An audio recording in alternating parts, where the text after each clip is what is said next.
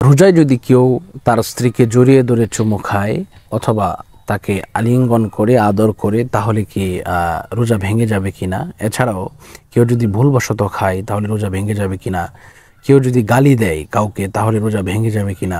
আসুন আমরা রোজার কয়েকটি গুরুত্বপূর্ণ, যেগুলো আমাদের জীবনে হয়তোবা ঘটে যাওয়া সচরাচর যে বিষয়গুলো, এগুলো আমরা অনেকেই জানি না, মনের মধ্যে প্রশ্ন থাকে। এর জন্য আসুন আমরা জেনে নিই যে রোজার সময় যদি কেউ তার স্ত্রীর সাথে আলিঙ্গন করে চুমু খায় তাহলে রোজা ভাঙবে কিনা। প্রথমে আমরা এই বিষয়টা একটু আলোচনা করি।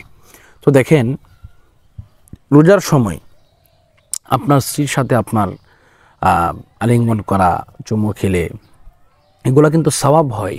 তো এই সওয়াবটাকে, হালাল জিনিসটাকে আল্লাহ পাক রব্বুল আলামিন বলেছেন বিরত থাকার জন্য, ফালিয়াসুমহু, অর্থাৎ বিরত থাকবে।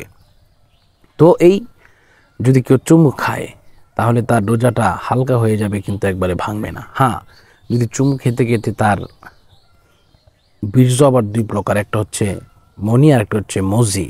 যদি ঘাড়র যেটা একেবারে ঘাড়ো, যেটা একেবারে মানে সরাসরি বলতে গেলে যে কথাটা, যে আরাম পাওয়া যায়, এই বীর্য যদি বের হয়ে যায় তাহলে কিন্তু এটা তৃপ্তির বীর্য, এটা বের হলে কিন্তু আপনার রোজা ভেঙে যাবে। আর যদি মজি, যেটা পাতলা পাতলা সেক্স উঠলে যে আপনার উত্তেজনা উঠলে যেটা বের হয়, এরকম যদি বের হয় তাহলে কিন্তু রোজা ভাঙবে না।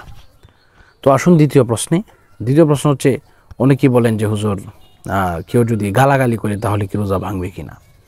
না, গালাগালির সাথে রোজা ভাঙার কোনো সম্পর্ক নাই। তবে হ্যাঁ, আপনি গালাগালি করলে রোজা এমন অবস্থা হয়ে যায় হালকা হয়ে যাবে, কিন্তু রোজা একবারে ভাঙবে না।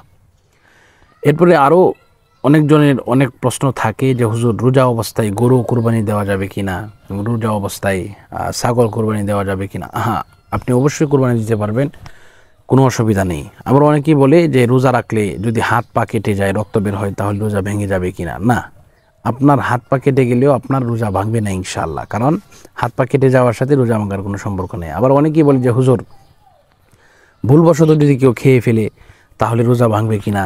না, ভুলবশত যদি কেউ কোনো কিছু খেয়ে ফেলে তাহলে অবশ্যই রোজা ভাঙবে না ইনশাআল্লাহ। এটাই ফাইনাল, এটাই আল্লাহ পাক রব্বুল আলামিন আমাদের জন্য নির্ধারণ করে দিয়েছেন। অবশ্যই রোজা অবস্থায় যদি কেউ পেট ভরে 1 প্লেট 2 প্লেট না, 1000 প্লেটও যদি কেউ খেয়ে ফেলে ভুলবশত, তাহলে তার রোজা ভাঙবে না ইনশাআল্লাহ।